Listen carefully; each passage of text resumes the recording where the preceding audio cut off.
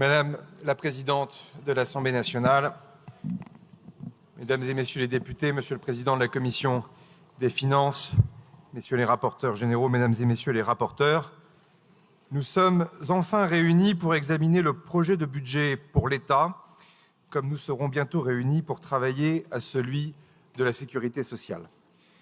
Il y a dans cet hémicycle une ligne de convergence, la volonté que la France soit indépendante. C'est un cap politique qui peut nous réunir.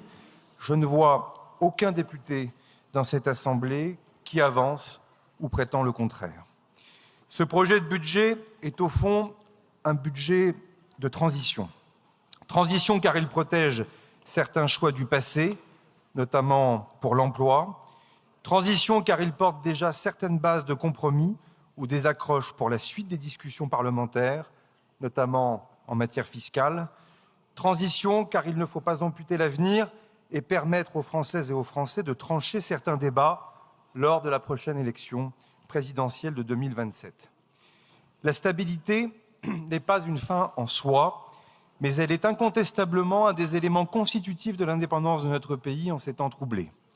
L'approche nouvelle du gouvernement dans la manière de débattre, de modifier, puis d'adopter ce budget doit nous permettre d'y parvenir.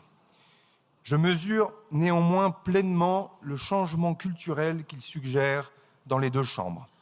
Le compromis, c'est la noblesse du débat démocratique, l'intransigeance, c'est son contraire. Et entre le compromis et l'intransigeance, il y a une différence simple. Le premier respecte le vote, la seconde le méprise. Notre histoire parlementaire a été faite de rapports de force. Il est temps qu'elle devienne celle du compromis.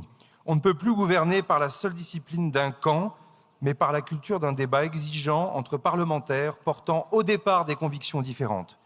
C'est une révolution tranquille du Parlement, celle qui consiste à ne pas demander à l'autre d'appliquer l'intégralité de son propre programme comme s'il avait seul la majorité.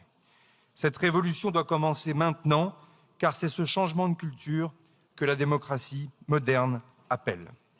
C'est ce changement d'état d'esprit qui montrera une nouvelle fois que les institutions de la Ve République sont solides, dès lors que les femmes et les hommes qui les font vivre sont capables de s'adapter à la volonté des Françaises et des Français. Et c'est ce que je souhaite faire en renonçant à l'usage de l'article 49 alinéa 3 de notre Constitution. Je le redis, les débats devront aller jusqu'au bout.